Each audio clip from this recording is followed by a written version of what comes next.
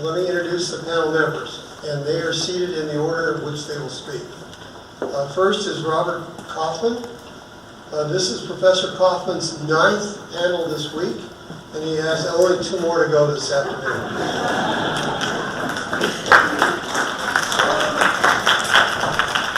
So I believe many of you already know him, excuse me, and his background. He is the Robert and Catherine Doxson Professor of Public Policy at Pepperdine University School of Public Policy. He is a political scientist and prolific writer. Some recent articles, in addition to his many books, include What's a Reagan Internationalist to Do? Hillary Clinton has an actual record of mistakes and bad judgment in foreign policy. In Defense of the Bush Doctrine. His last book, or latest book that's just been released, is titled Dangerous Doctrine, How Obama's Strategy Weakened America. And finally, and as you will note as we talk about CU and many of our panelists, Dr. Kaufman will be the visiting professor on conservative thought and policy beginning in the fall here at CU.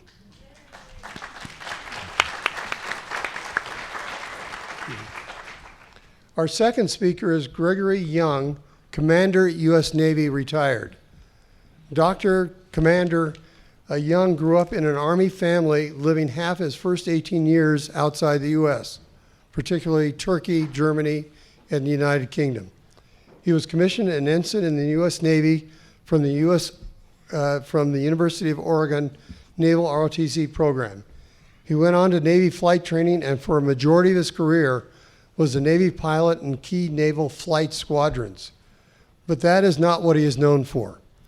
While earning a master's degree at the Naval Postgraduate School, he received national recognition for his thesis research, which uncovered the mutiny on the Soviet destroyer Zdornichova. This research was the basis for Tom Clancy's best-selling novel, The Hunt for the Red October. For the last 8 years of his Navy career, Commander Young taught political science at the Naval Academy and the Air Force Academy. He earned his PhD from the University of Colorado and is a professor of political science here at the university. Dr. Young is the author of The Last Century, the true story that inspired the Hunt for the Red October, and for the last 10 years, his research focus has been Middle Eastern culture with a particular focus on Turkey, where he spent the last 5 summers doing research and teaching. Our third speaker is Lauren Fish. She is a research associate with the Defense Strategies and Assessment Program and Future Warfare Initiative at the Center for a New American Society, based in Washington, D.C. She has Department of Defense experience, both as an intern, consultant, and employee. She is also, before doing that, was an HR consultant in California.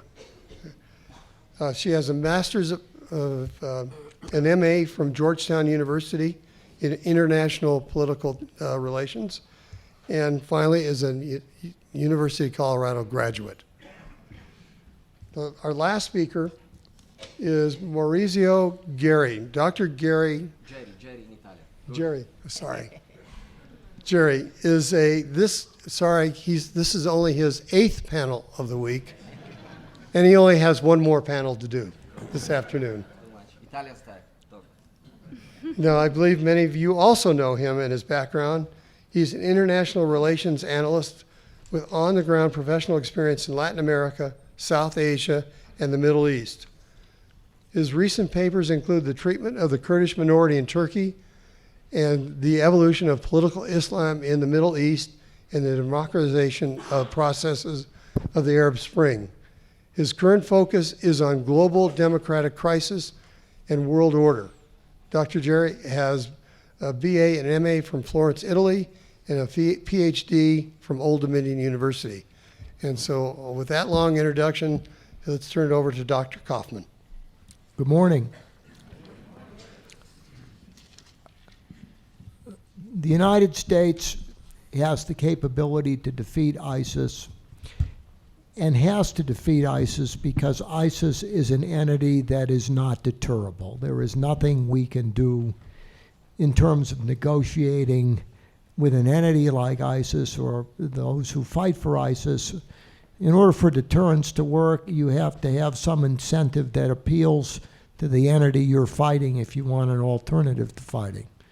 When you think you're going to meet Allah for fighting against the West and get your 54 virgins, although depending upon the Arab translation, it's 54 grapes, and these people may be in for a rude surprise with a bowl of grapes rather than the 54 virgins. We have to defeat ISIS and literally annihilate their capability because there's no other way to do it. We have the capability to do it. It's going to require three things. First of all, where does ISIS get its money? It gets its money primarily from the oil refineries it controls in northern Iraq, Syria, that no man's land. We have to take that. Secondly, we have to isolate ISIS and deny its strategic mobility, primarily with American air power. We can do that. After doing that, we have to deal with the isolated ISIS entities with no longer the benefit of strategic mobility, almost a desert version of the what we did to the Japanese during the Second World War in the Pacific, destroying their strategic mobility with sea power, and then taking the Japanese islands isolated after we did that. We can do that.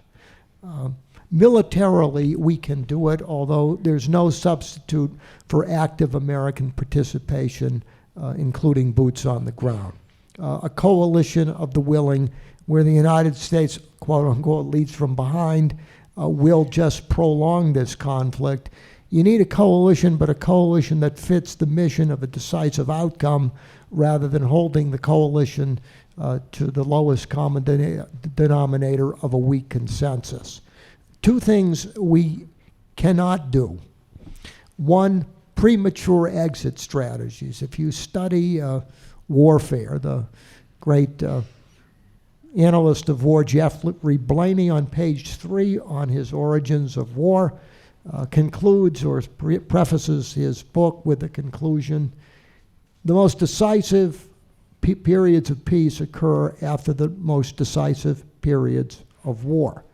You can't exit prematurely, because if you do, Iraq demonstrates that, Libya demonstrates that. The United States leaving Europe prematurely after World War I demonstrates that. It is merely going to be an armed truce where the situation will likely recur.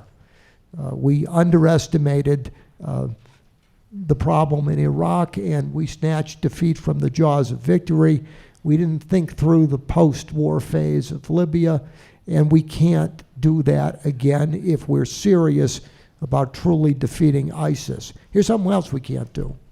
Clausewitz tells us we should understand what the center of gravity is and know the primary enemy and be able to distinguish the primary from secondary enemies, the way Franklin Roosevelt and Churchill understood that Germany rather than Japan was the major enemy in World War II.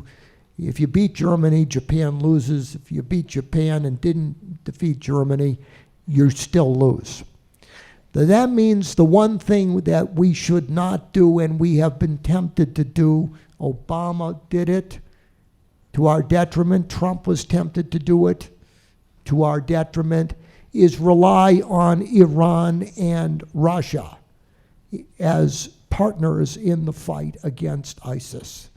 As David Petraeus testified eloquently to Congress in 2015, as George Shultz and Henry Kissinger, two of our best secretaries of state, reiterated in the Wall Street Journal in September of 2015, it is strategically and morally confused to rely on the greatest threat to America's interests in the Middle East, Iran, to deal with a pernicious but lesser danger. It is well within the capabilities of the United States and a coalition of the willing, A, to defeat ISIS, and B, to create political circumstances where we settle something.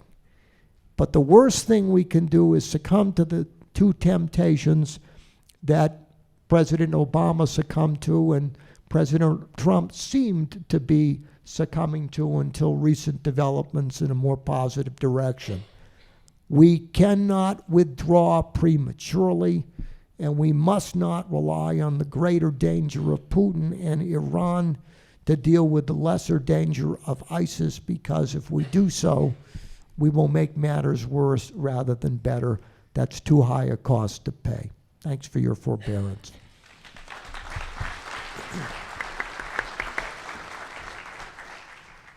Dr. Young. Good morning. I have a secret plan to defeat ISIS, so I'm not going to be sharing. No. I'm very happy to be here. About 7 of the last 10 years, I've been a moderator, like Colonel Bear. I was a bad moderator. I always got yelled at by the producer for talking too much. And I am very happy to say that one of the changes that made Conference on World Affairs Director the most hated man in Boulder, which he's a wonderful colleague, is to allow CU faculty members to be on panels. And so I am very happy to be here. And I am also happy to see large numbers of my students in the audience who I didn't make come, but I'm glad they're here. And to be on this august panel, and also one of my former students is right here on the panel. So I'm going to tell you 2 things.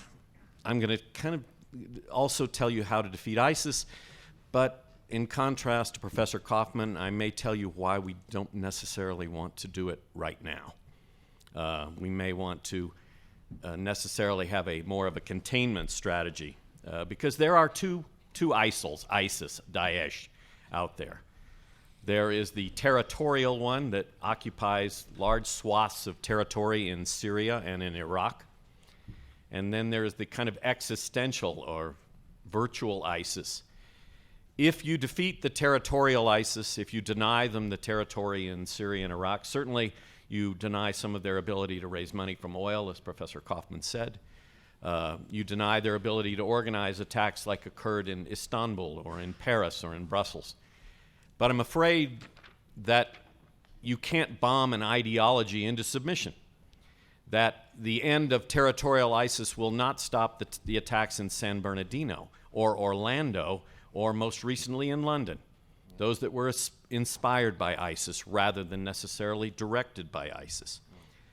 And I'm happy Professor Kaufman talked Clausewitz, because I'm going to talk a little bit about kind of 2 grand strategies on war that go back to the Napoleonic era.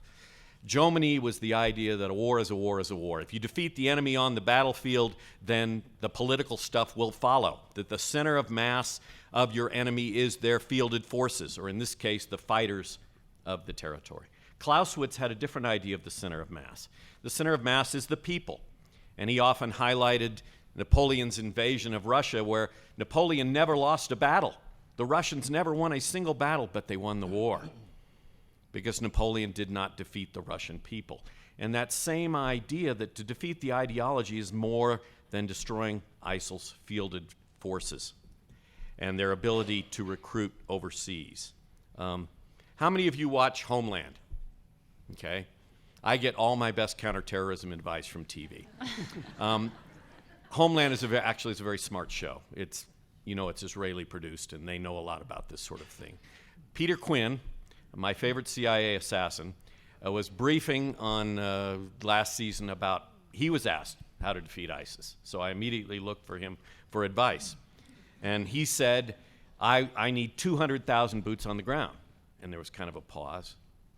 And then he said, I need an equal number of school teachers, doctors, and aid workers for a total of at least 400,000, which is similar to what General Shinseki said we needed in post-war Iraq, when Donald Rumsfeld said we only needed 135,000 lightning-quick, high-tech troops. You need to manage the post-war environment. But Syria is not Iraq.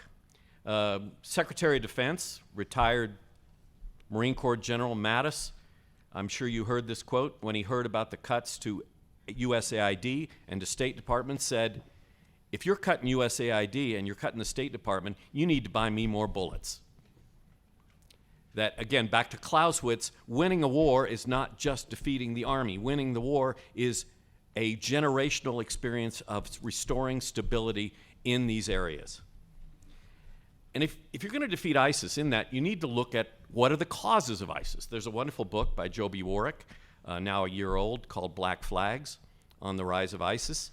And yes, it's a year old now, but in terms of the causes of ISIS and ISIL, Daesh, it's still absolutely spot on. And there's an old saying, that weeds grow in uncultivated soil. And clearly a cause of ISIS is the chaos in Syria and in Iraq. Now, Professor Kaufman and I will agree on that. It's nice. Republicans and Democrats both agree that the United States is somewhat the cause for the chaos in Iraq. Republicans believe it's because we left early. Democrats believe it's because we went in the first place. So isn't it wonderful that we all agree? We can all sit down and agree that we're to blame, but for different reasons. The chaos in Iraq allowed Abu Masad Zarqawi, the Jordanian, who created this kind of use of violence to create sectarian violence on the ground in Iraq in the absence of good governance. I had Iraqi students who told me that the al-Maliki regime that was installed by elections in Iraq, sort of fair, certain people didn't participate, but those elections that put al-Maliki, and that regime was even more brutal than the regime of Saddam Hussein, of Shia taking their revenge against Sunnis inside of Iraq. So the idea, clearly one of the causes, if we're going to, again, the 400,000 includes aid workers, doctors, we need to restore stability, not just defeat ISIS on the battlefield. And that takes maybe something the American strategic culture is unwilling to do very often. You could say we stayed in Germany and Japan for generations. They had different cultures, but still, the idea that you're willing to keep troops, aid workers. I mean, in Bosnia, a combined EU, NATO, US effort put troops on the ground, but also put police trainers, put people on the ground to make the trains run on time, to pick up the garbage, to run the electrical grid, to teach the police how to do proper policing. I mean, war is not just defeating the enemy. It's very Clausewitzian, okay? So those bad governments on the Iraqi side fueled that sectarian violence that Zarqawi was fomenting inside of Iraq. On Syria, the Arab Spring started in 2011, a little later in Syria than in Egypt and Tunisia. But Assad, the brutal regime of Bashar al-Assad, 15 students wrote, we must change the regime on the wall. They disappeared and had their fingernails pulled out. These kids were 14 and 15 years old. 1 million Syrians over a week came out in the streets and were met by tanks and snipers on the roof in Syria. This is not a nice regime. I would certainly not tell you that ISIS setting fire to Jordanian pilots in cages is nice either. But remember that anything we do to defeat ISIS has a counter effect of helping Assad. Now, we just recently seen Assad, again, we believe, commit chemical attacks on his own people back to 2013. And the Obama administration believed they had done the right thing by getting Syria to sign on to the Chemical Weapons Convention, but we now know, obviously, that he maintained that either the ability to create them or maintain stocks of chemical weapons. I mean, ISIL, Daesh, is an incredible, brutal regime. I have traveled to Turkey last summer. I had the opportunity to work with a couple of refugee families. I mean, this is a refugee crisis out of Syria of absolutely epidemic proportions, only met by passing World War II, we say. But importantly in Syria, the old maxim of the enemy of my enemy is supposed to be my friend, that's not true in Syria. And Thomas Friedman last week said, remember, Syria is not a knitting circle. I mean, it is not. There are complications on the ground. There are bad actors. Yesterday, the U.S. bombed, we believe, killed 18 fighters that are supporting us in our fight against IS with an errant bomb strike where we got bad coordinates from YPG, the Kurdish People's Protection Units, which, I don't know, intentionally or gave us bad coordinates. This is a very complex battlefield. And the idea that boots on the ground or airstrikes will be able to distinguish good guys from bad guys. I mean, right now, I do not want to aid Hezbollah, which, although now they participate in the government of Lebanon, they are a terrorist group. Assad's regime is a terrorist state regime. Do we want to aid Iran's continued support of Hezbollah?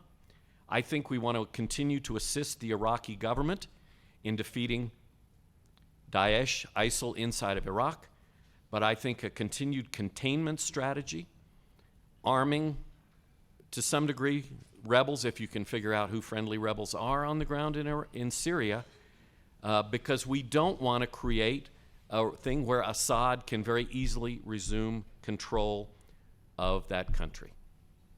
Thank you. Thanks. Thank you.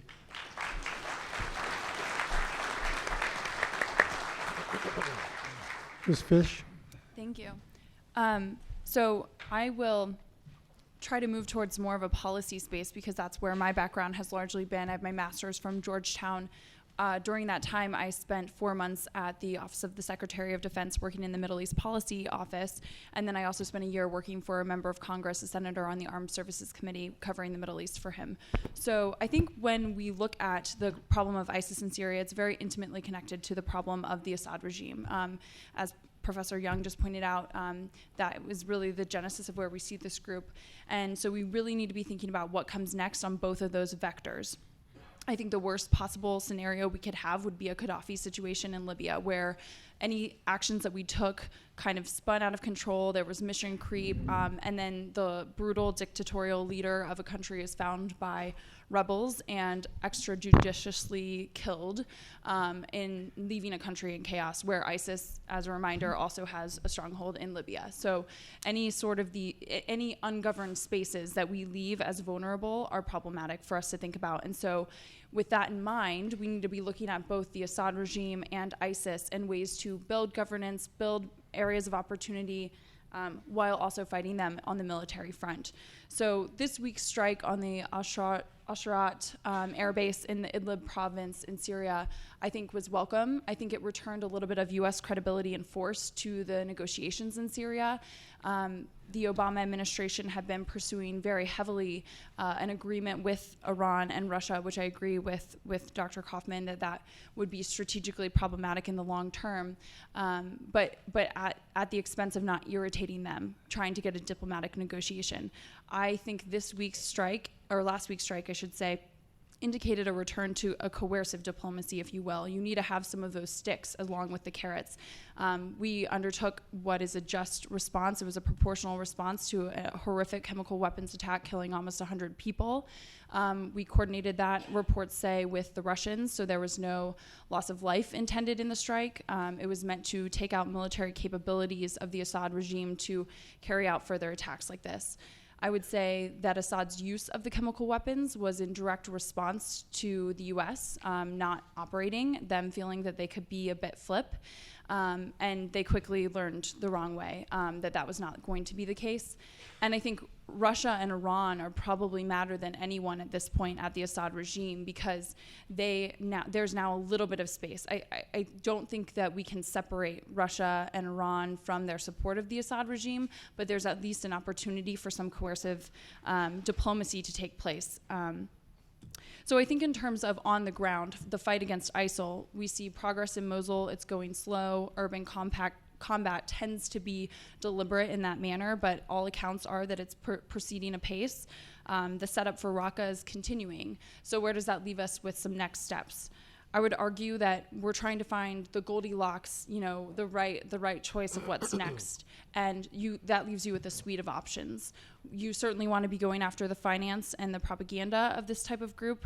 You have to realize that ISIS is an ideology at its heart, that it's an amoeba type organization in that way. Any pushes or pulls on any one part of the organization could lead to a lash out in other parts of the organization. Defeating them on the battlefield in Iraq and Syria will mean that fewer foreign terrorist fighters travel to that region and instead stay home to carry out attacks at home. We already saw the brutality that can come from ISIS fighters returning home, as in the Paris attacks in late 2015. So this type of inspired attack is not going to go away just by defeating them on the battlefield. So it is much larger than that. With that said, there are some options that you could think about accelerating the Mosul campaign and the Raqqa campaign by using some sort of short burst of U.S. troops. We already have over 3,000 troops, reports indicate, in Syria.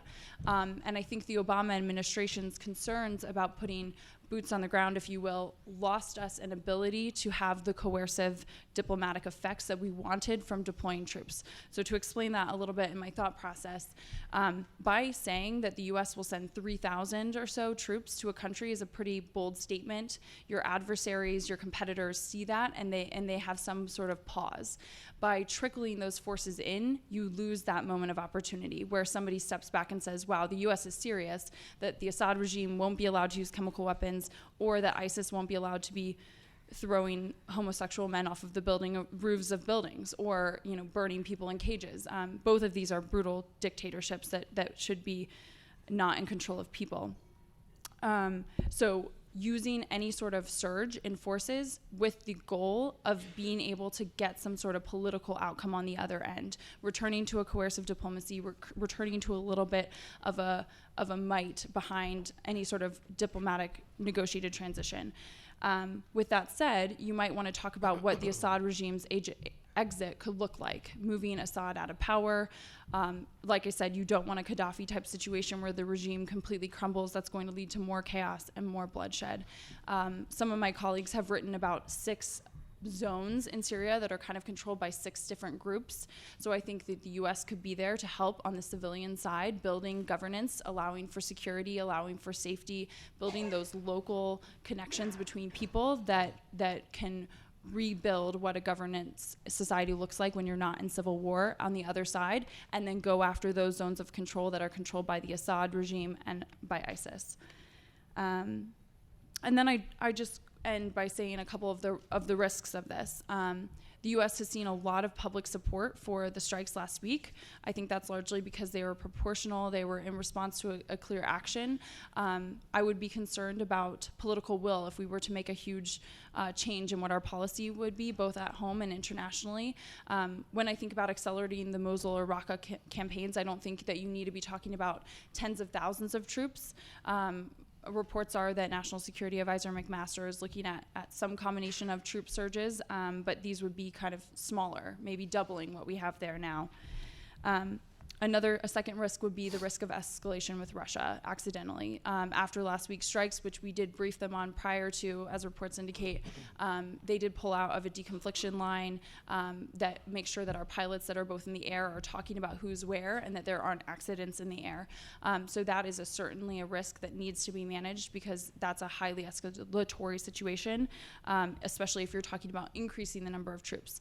Now, to mitigate that risk, I would say that Russia very loudly left Syria about this time last year, claiming victory on the battlefield. So they have something to lose here. If they get back embroiled in a conflict, that is bad for them.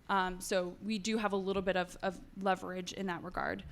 And then finally, I would say, to the strategic questions of leaving Russia with increased air and naval bases in Syria, the Iran regime with increased access to Damascus, through which they give weapons to Hezbollah in Lebanon through Damascus, and then more broadly about whether our forces are ready for the coming fights, staying focused solely on the Middle East, which isn't, in my view, an existential threat, the ISIS threat, at the expense of not being ready for a fight in 30 years, where if we're not taking the steps today to be modernizing our aircraft, keeping our forces ready, thinking about new types of warfare for what might happen in 3 decades, that'll be on us before we realize it, and we won't be in a position to deter or to win that type of conflict.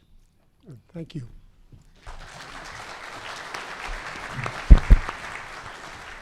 And our last speaker. Good morning, good morning. Very happy to be here, even if also Italians get tired after many panels, so I will talk shortly.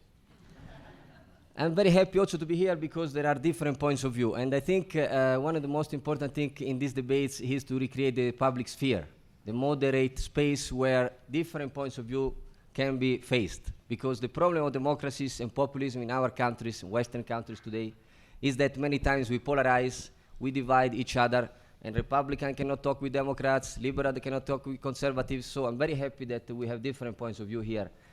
And another thing I want to say is this. I come from Italy. You know, we are very expert about violent extremism, cults, and terrorist groups. It's called Mafia. Now, we tried to bomb and to do ordinary war against Mafia, but it didn't work. I've been working also in Mexico for a few years. You know that there is the drug war. It doesn't work. Drug war goes on and on and on. Until with Mafia, we started to cut the political structure, the economic structures, and also the cultural support. We could not win against this criminal group. So I will tell you that there is nothing new under the sun, and also US should have learned already before to bomb again ISIS from the past, because Al-Qaeda, it has not been defeated, has been reborn with ISIS. So practically you are more or less in war since 16 years. Since 9/11, there is this war against these so-called terrorist groups. And it doesn't work very much to use ordinary wars, as Craig already said and Lorenz said. So, in the short term, obviously, you will have to deal with 3 points.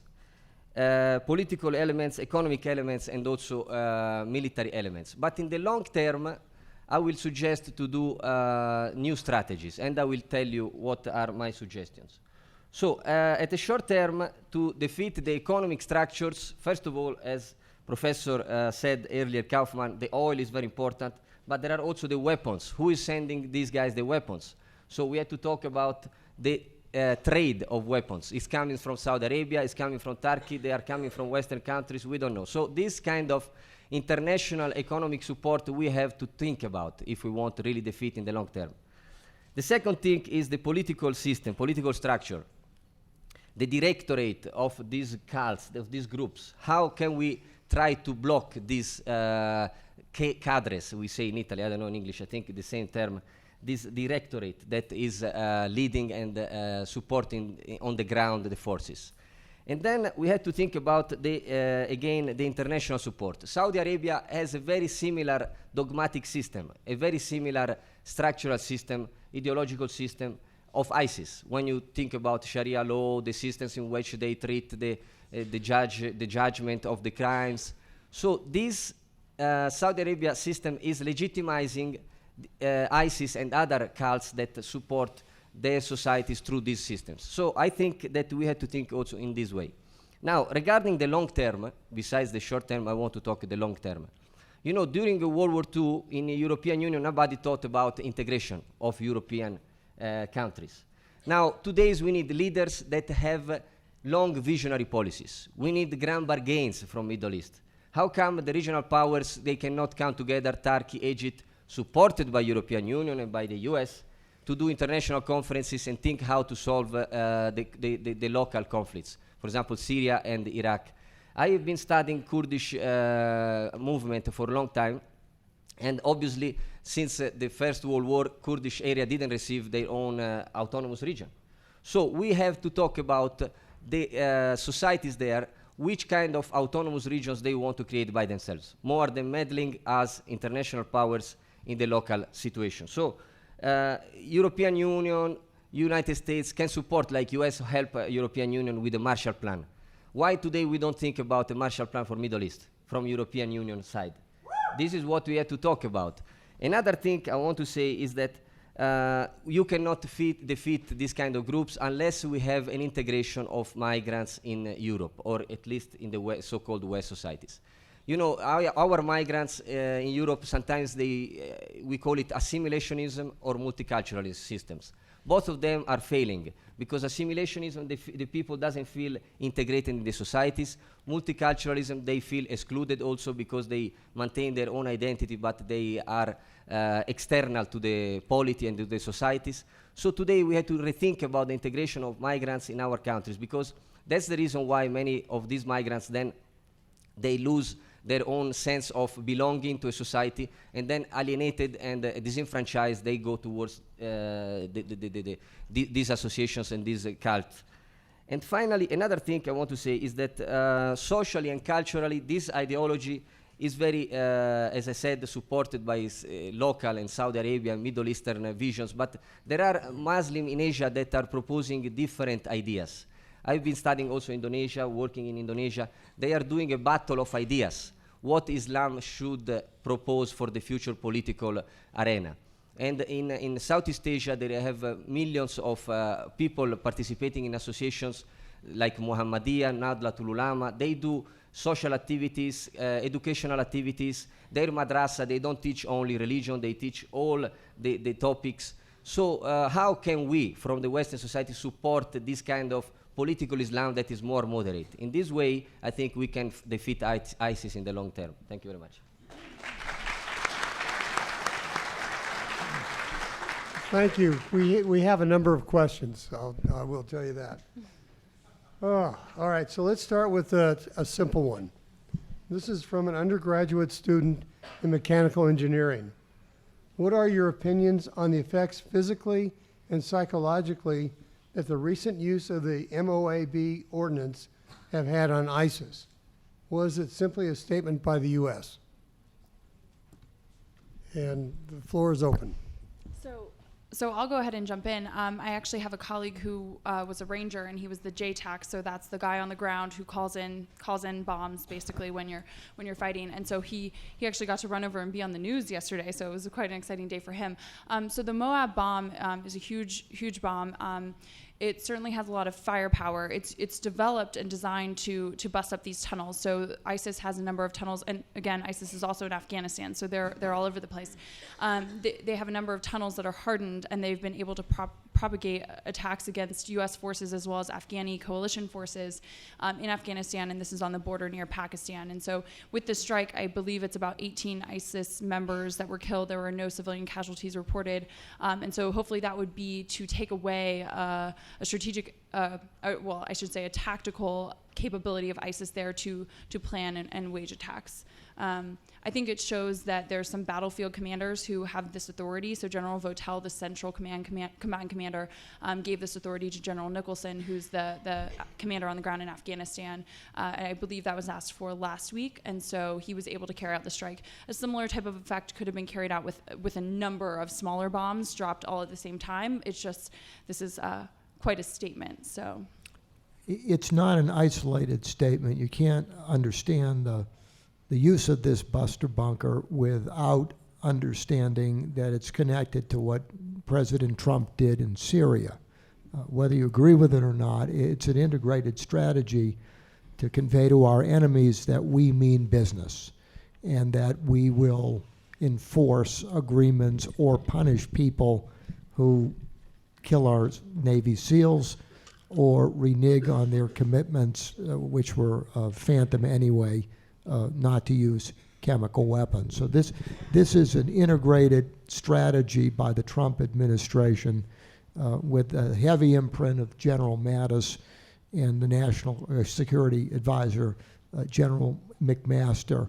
In your words, to inject a much heavier dose of coercive diplomacy in how we deal with Syria and ISIS and deter our enemies such as Iran and the Middle East. Next question. This is from another student. As a political studies student and American, I would like to know the U.S. government's policy towards defeating, combating ISIS.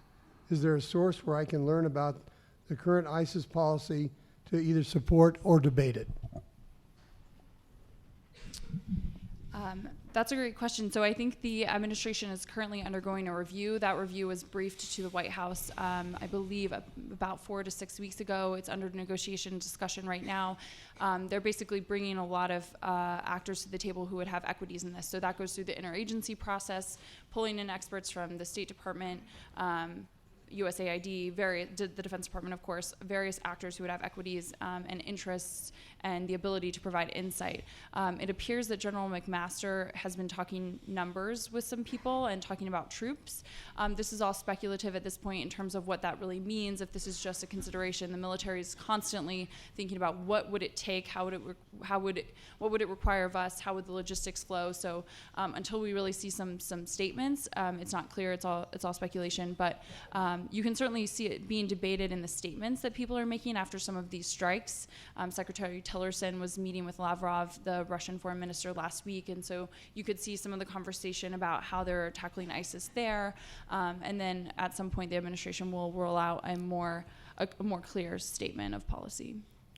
If you want the best preview for what the policy is toward ISIS in particular and toward the region in general, I highly recommend you Google James Mattis's talk on April 22nd at CSIS in Washington, D.C., where he laid out his vision of the Middle East, with Iran ranking the #1 threat, but it essentially provides a fairly reliable blueprint for what the Trump administration seems to be doing, not only in the Middle East, not only with ISIS in particular, but with regard to Russia and China.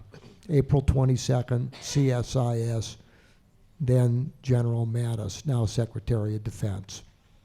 Thank you. This is for everybody, and we'll start with Dr. Jerry on the end.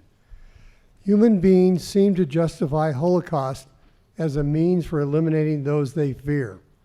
How can the U.S. government persuade Americans to pursue a Holocaust relative to Daesh? Will that approach be successful given the broader concerns of the Islamic society? I didn't understand. What do you mean? Can you repeat? Human beings seem to justify Holocaust as a means for eliminating those they fear.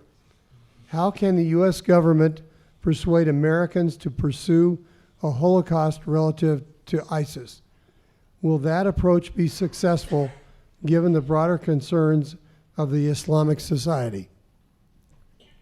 Yeah, as I said, we have to listen to the people. You know, Renaissance came out in Florence because we put a human being at the centers. So when we talk about groups that think and have a different identity from us, we have to listen to their needs. And different needs doesn't mean that we cannot integrate among each other.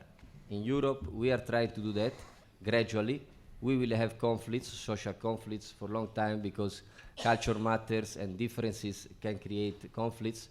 But this doesn't mean that we cannot integrate. And that's why we have to start to talk, instead of Holocaust, genocide, start to talk about convergence among populations in the world.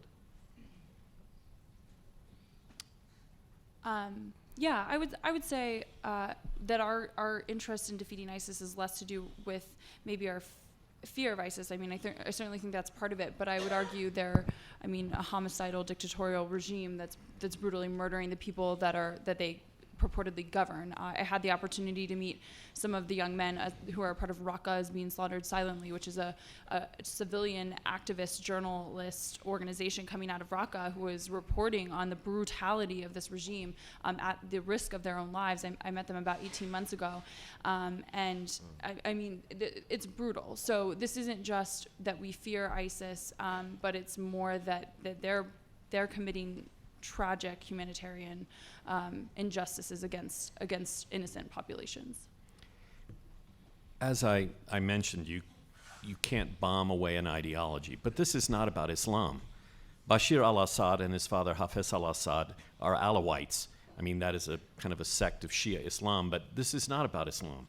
I mean, the brutality that Daesh is carrying out you cannot find justification for that in the Hadith or in the Koran, and because the Assad regime is not doing it in the name of Islam. This is brutal violence, and some sort of Holocaust, which obviously no one would advocate against Muslim people, wouldn't make this go away either. We know that. Now, I'm not advocating no military response, but the idea that you need a coordinated military, political, and economic response. Every American boots on the ground, there will be some positive outcomes of that, but the more American troops in the region, there are some people who believe that American troops in the region is justification for this jihad or struggle against the enemies of Islam. So again, I'm not saying that we should not, but the idea is it needs to be a balance. And it's not about eradicating Islam anywhere. It's about eradicating brutal dictators, either non-state or state. And so nowhere in that do I see some sort of attack against the faith. Aristotle says that the mark of prudence is to make reasonable distinctions. With all due respect, it's inappropriate to use the term Holocaust to describe an American response to an entity that crucifies, cuts off limbs, and brutalizes in a way that should shock any decent conscience. A Holocaust is a specific reference to the greatest crime of the 20th century, where Adolf Hitler's Nazi Germany exterminated more than 90% of Europe's Jews within 3.5 years. There's nothing like it, and to call American self-defense a Holocaust is confusing a term that should be reserved for a very special category of crime. I'm all for political solutions to conflicts, but I think we're getting it backwards. You can bomb an ideology, and you have to. That's why and how we destroyed Nazi Germany. I heard a reference to the Marshall Plan, and that's right. But the Marshall Plan came after unconditional surrender, not during the war. Winston Churchill got it right. In war, resolution. In victory, magnanimity. In peace, goodwill. You have to win first, win decisively, and convince the other side the way we convinced Nazi Germany, the Imperial Japanese, that they were totally beaten and had no choice. Then is the time for magnanimity. Then is the time for politics. If you try to do politics and negotiate prematurely, fanatical entities such as ISIS, rogue regimes such as Iran, revisionist regimes such as Putin or the Chinese regime will interpret that as weakness. Go ahead. Just to add what Robert Kaufman said about defeating Nazi Germany. One is a nation state, I repeat. We can defeat probably North Korea with bombings in the future if this administration will decide.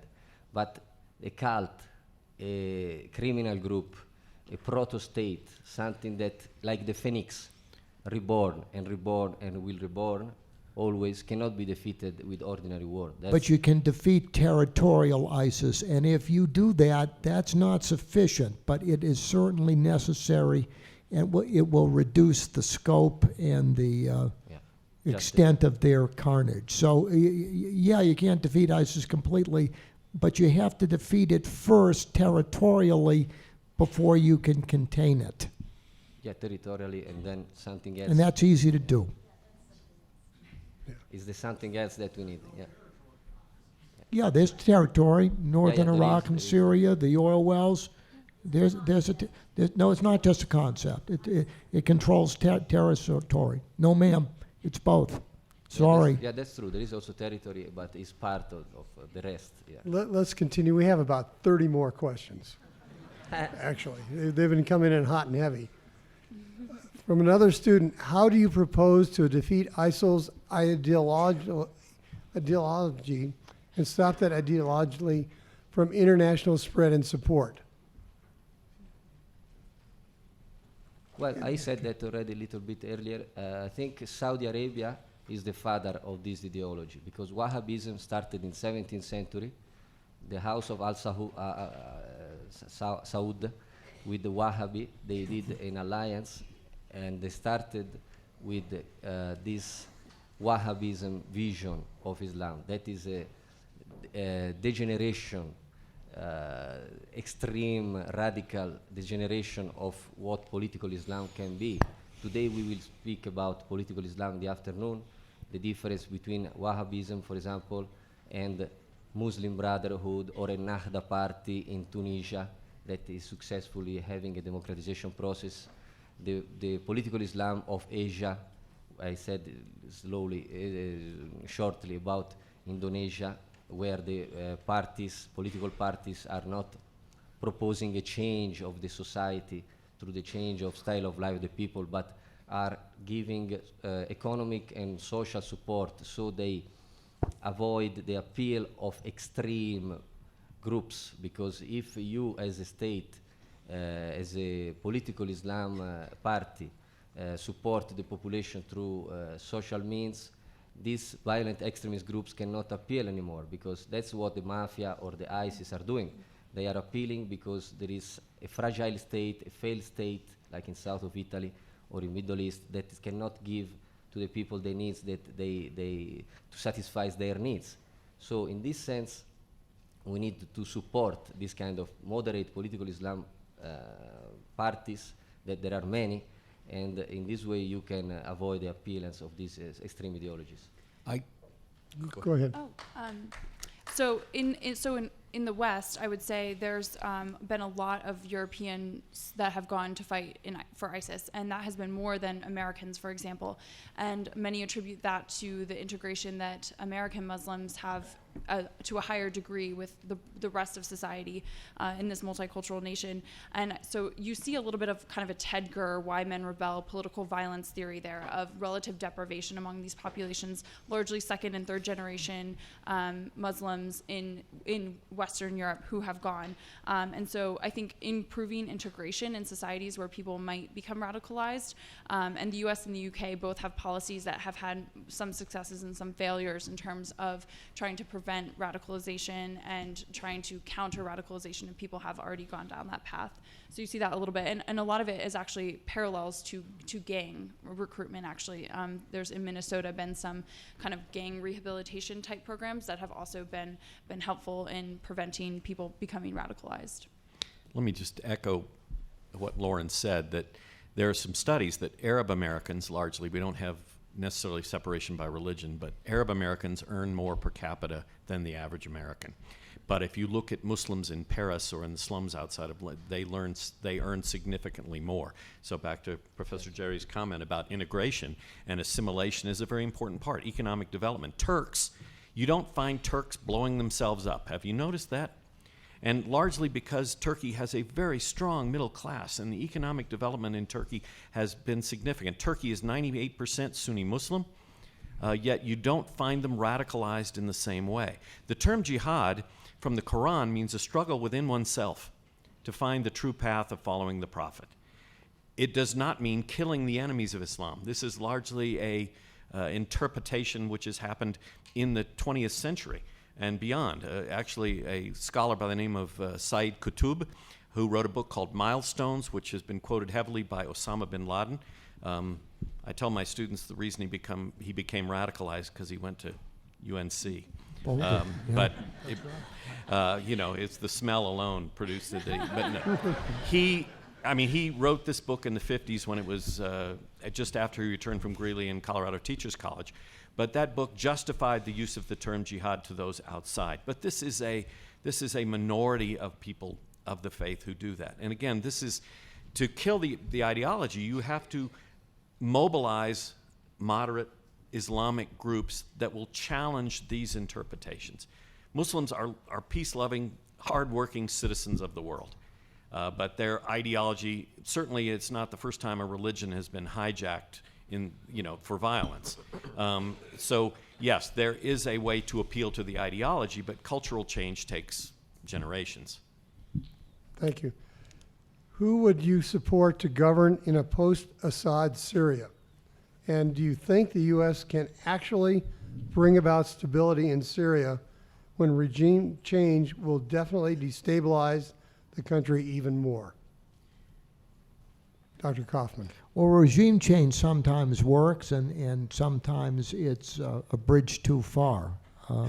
By the way, it's not just conservatives, but liberals like Dexter Filkins at the New York Times and the New Yorker, and Leon Panetta, Obama's own Secretary of Defense, who also criticized the premature withdrawal in Iraq for undermining the provisional victory. We can debate whether we should have gone in, but as Joe Biden put it in 2009, Iraq seems to be, after the surge worked, with levels of forces, by the way, closer to Rumsfeld's than Shinsheki's, we withdrew prematurely, creating a power vacuum. As for Syria, here's the tragedy of it. The time to have intervened in Syria was earlier in 2012 or 13, when there was a plausible moderate alternative. We don't really have any good alternative now, but is Iran, ISIS, or Putin our enemy in the Middle East? The answer is yes. So whatever comes next, Assad has to go, ISIS has to go, and Iran can't be allowed to cross the nuclear threshold. And with all due respect, in terms of Islam, yes, Islamic fascism is a distinct phenomenon, but the great historian Bernard Lewis will tell you that the tradition of jihad as an external doctrine of violence runs much deeper in Islam than John Esposito and others who think it's an anomaly. So I think we have a deeper problem in the Islamic world, including Erdogan in Turkey, who is heading in an ominously Islamist direction. But more for that later. But Dr. Coughlin, who would you support? I support Assad going. I support ISIS being defeated and choosing the lesser evil after those two unacceptable alternatives and Iran are kept off the table. I don't actually have an entity because there isn't one, but I know what is unacceptable. We've had 50 years of the Assad family, and it's like a second marriage, a triumph of hope over experience, or Einstein's definition of insanity. We can't work with Assad. ISIS can't be tolerated, and we have to find some alternative that is the lesser evil out of the rubble of this terrible sectarian civil war that has not only imperiled Middle Eastern security. If you oppose Brexit, Brexit wouldn't have happened. It's a matter of high probability had the Syrian refugee crisis not metastasized. Whether we like it or not, we can't isolate ourselves from the consequence of this conflict in Europe or the United States, so we better win it. No, it didn't actually. And we didn't stay, ma'am. We left without thinking through what the post-war consequences should be. And that's something I warn, and I think all the panel agrees that you have to use force, but winning is not enough. You have to think through creating stable institutions, or it's just going to be a breeding ground for the return of terrorists. Dr. Young? Our best ally fighting ISIS has been the YPG, the Kurdish People's Protection Units, of course, which President Erdogan says is just the PKK. So the idea that if the YPG or even some other moderate group, here again, the enemy of my enemy is not my friend, Erdogan would never allow the YPG to even take a piece, the Rojava piece of northern Syria. I would caution against, though, again, my argument for containment is just that. We have no alternative. And in the absence of a regime, some sort of I would argue for an international benevolent dictatorship like was installed in Bosnia. That costs a lot of money and takes a lot of force, but there is no good alternative right now to rule Syria. And the last thing you want to do is, in a post-Civil War society, leave it up to the people. I mean, I'm sorry, ultimately you want a democracy, but immediately you want a benevolent dictatorship guided by the EU or by NATO or by the UN, who's willing to stay and build economic stability and build institutions that have legitimacy among the people. So I'm sorry, I don't have an alternative within the state either. Yeah. Dr. Jerry? Yeah, I agree with Greg. And I want to say that Iran has been brought back to international community after 35 years by the EU with an agreement in which also US, China, and Russia participated. Iran is fighting against ISIS. Also, the Kurds are fighting against ISIS. Turkey is fighting against ISIS. Saudi Arabia, I'm not very sure. So I think that the regional powers will have to take a lead in the future solution of the Syrian conflict, more than external powers. We had already in Astana the conference, and Iran, Turkey, Russia, they suggested the system of autonomous regions, because this is also we have to talk about, not all economic development. We had to talk about the territorial division. You know, the Ottoman Empire was divided by colonies and by the divided impera of our powers. with the so-called mono-ethnic nation states that are not adapt to the region like the so-called Middle East, or we can call Southwest Asia. I study autonomous regions, and I think for Syria, autonomous regions will be very useful solution. So I repeat, every part should be included. The problem is Turkey doesn't want the Kurds because of the Kurds in their own country. We don't want Iran because of this idea that Iran can be an enemy, while in reality we are trying to socialize with Iran, at least from European Union side, and bring it back to the international community step by step. So I think with the inclusiveness of the grand bargain that we want to do for the Middle East with an international conference sponsored by UN, inclusion of regional powers, first of all Egypt, Turkey, and Iran, and Saudi Arabia will have to deal with this internal dogmatic Wahhabist and extreme ideology that is legitimizing proto-state and cult groups like ISIS.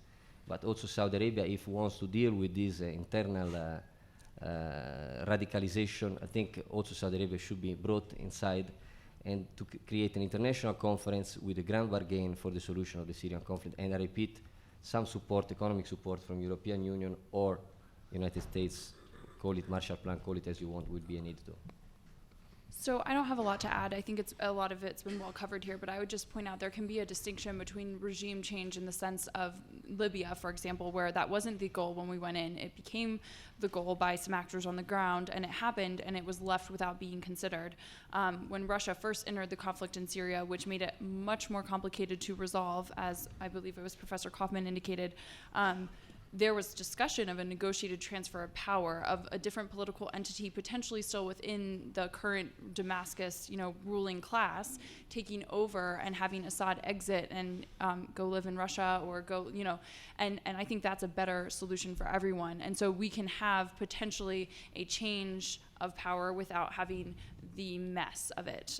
That's the goal, at least. One thing we do not agree on Iran being a party to working with this. Iran, I repeat, James Mattis has laid it out, Kissinger, George Shultz has laid it out, is our number one enemy, and what people see as socializing Iran in Europe, the Trump administration, I think rightly has concluded, is a terrible nuclear deal that enables the worst behavior of the greatest threat in the region.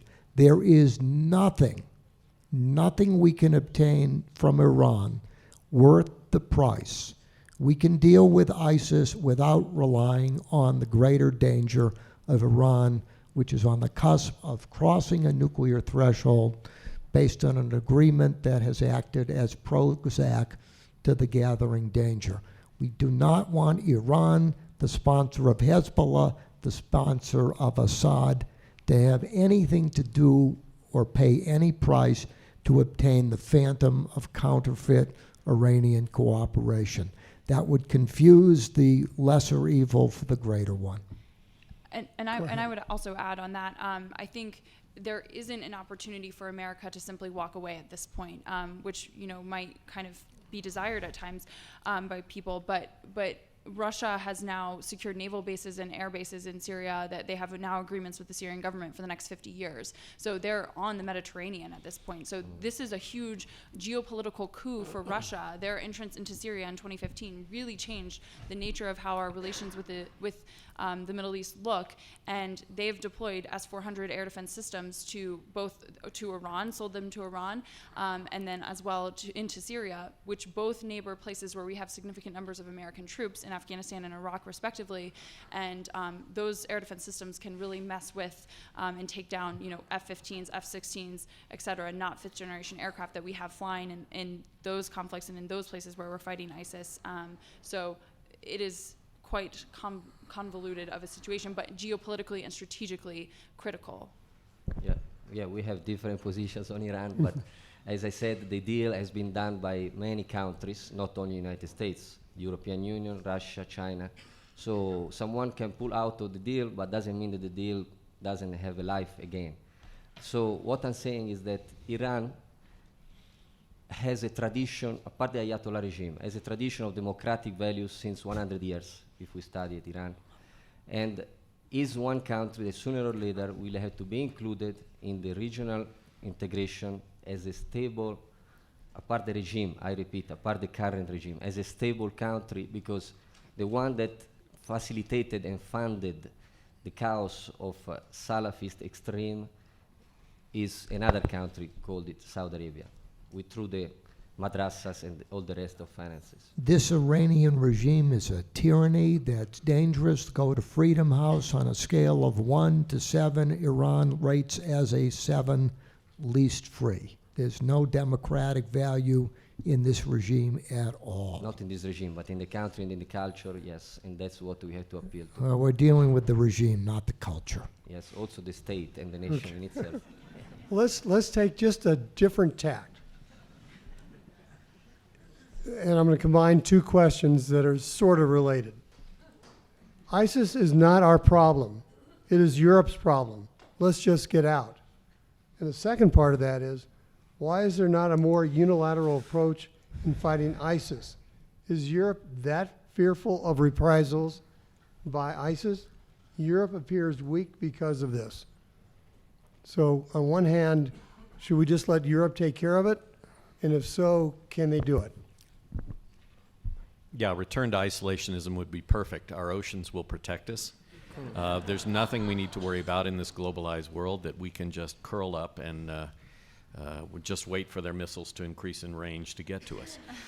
I mean, this is an existential threat, but it's a real threat and requires a multilateral response. I would tell you that the United States spends more on defense than the next 7 countries, but that doesn't mean we should go it alone, regardless. This is an international problem. It is not just an American problem, but it is an American problem as well. But I would certainly argue for a coordinated response with Europe. Europe militarily certainly has some things that we cannot do. The way NATO is organized is it's divided. There's task organizations, and there's things within NATO that other countries do. But I would argue that what the European Union, they have political and economic skills that we do not have. So any approach to ISIS should be multilateral, whether it is military, economic, or political. Europe is of vital interest to the United States, but Europe without the United States is inadequate to deal with threats, and we've had 100 years of history to prove that. Without the United States, Kaiser Wilhelm would have won World War I. Without the United States, Hitler would have won World War II. Without the United States, the Soviet Union would have won the Cold War. Without the United States, Europe will not succeed in resisting Putin or radical Islam. So although we have to cooperate with Europe, as Joseph Joffre, the great German scholar now at Harvard and Stanford, put it, the United States still has to operate as the world's default power in key regions. So American action, deterrence, and political and military power is necessary, if not sufficient, to deal with ISIS, Syria, Iran, add Putin and China to the list too. Dr. Yes, Gary. as I said, yes, multilateral approach is very important. European Union, we are trying more to face with economic and political issues. In Italy, we didn't have attacks. Did you think about why? Well, there are not only because we have the Vatican or because we are more spiritual or whatever. We didn't meddle militarily so much with the Middle East as France or UK. So I'm thinking about to do a suggestion to my government through our associations that we have in Italy to propose from the European Union an international conference, also including Russia and possibly other regional powers, for a long-term solution. And obviously, as I said, US has to stay in supporting us, as been always, as Professor Coughlin said, and economic element will be very important for the future development of these countries. Okay. Abdullah II has continually advised the U.S. that we must attack ISIS wherever they are and not pay attention to borders in MENA and Africa, adding that they are not real borders anyway. Please comment. There are certain cases where you have to do that. You have to go into places that are called failed states where there's literally Hobbesian chaos, as in Thomas Hobbes, where there's no political structure, where things are nasty, solitary, brutish, and short. As to whether you do it in a specific circumstance depends on the gravity of the threat or the availability of plausible alternatives. So Abdullah's categorical imperative that this is our primary mission, that's not right. But there may be circumstances, and even the Obama administration that I've deeply criticized for its weakness, believe that as well in places like Yemen or no man's lands in ungoverned places of Afghanistan. There are times when you have to hunt down terrorists in failed states. Go back to 9/11. The problem in Afghanistan was, among other things, there was not a political structure, and sometimes terrorists breed in those circumstances, such as the chaos in post-intervention Libya. So you have to have in your repertoire of options what Abdullah suggests, but it's not a categorical imperative that you do it. It depends on the circumstances and prudence. Right reason about right things to be done. Dr. Gary. Yes, as you said, I agree in part because they can complement some other strategy, but they can also be very counterproductive because if we extend to other countries, more and more maybe civilian casualties we have, and that's the risk of more and more appealing for radicalization with these new threats. Let me just add a peripheral about King Abdullah. King Abdullah, has a Western-educated wife, and he was educated in London. Bashir al-Assad has a Western-educated wife, and we had this idea that somehow or another that Western-educated people with beautiful Western-educated wives we can work with. And it appears that Abdullah actually, when the Arab Spring started, called Bashir al-Assad. Their kids had bonded over video games, and that he said, all you have to do is a little reform here would be wonderful. We could do a couple of things, increase governance and local control, and you could put a stop to this thing that's going on in Syria. It's about, when I try to say, it's about good governance, where terrorists rise up in these vacant spaces. But Bashir al-Assad did not want to hear about good governance. He wanted to continue his mukhabarat, or secret police state, and again shoot innocent demonstrators with snipers and tanks.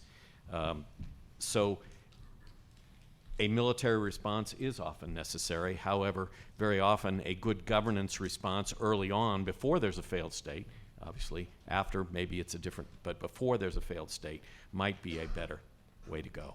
Ms. Fish? Sure. So Jordan is one of the U.S.'s closest allies in the region. I think that they're a strategically important ally, and that they've been there kind of lockstep with us on the ISIS problem. Let's not forget that it was a Jordanian pilot who was put in a cage and burned by ISIS as a propaganda video. So it was after that meeting, which happened, I believe King Abdullah was in with Senator McCain, the chair of the Armed Services Committee, when that happened, and his staff pulled him out of the meeting to inform him. But they have been consistently a partner there, and a part of the 68-nation counter-ISIL campaign, which the ministerial was a couple weeks ago in Washington, speaking of the multilateral approach.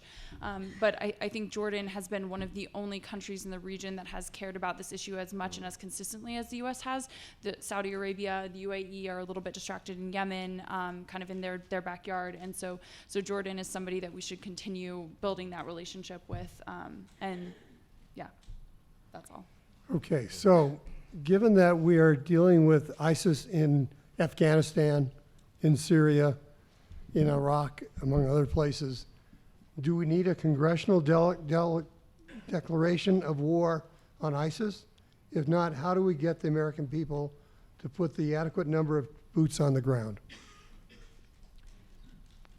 So I'll tackle that given the Hill connection. So ISIS currently, the war is being prosecuted under the same AUMF, the authorization for the use of military force from 2001. That authorized the U.S. to go after the terrorist groups that perpetrated the attack on us, as well as the countries that harbored them. So because ISIS is an outgrowth of AQI, which was an al-Qaeda franchise started by Zarqawi, that has been the justification for continuing those strikes, even though it is around the world at this point and around the region at the very least. They still fall under that same authorization at present.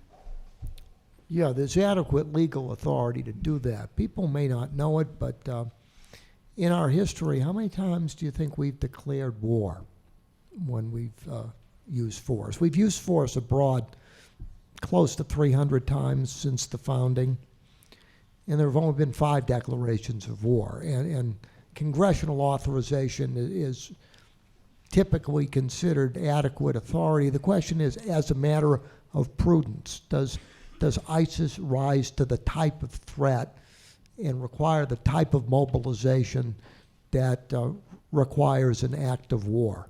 And that's a prudential judgment.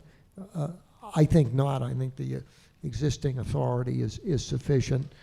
But whether a statesman decides to declare war in a circumstance like this, where there is congressional authorization, is a political judgment as to whether that president thinks we need a declaration of war to convey and sustain the requisite political will.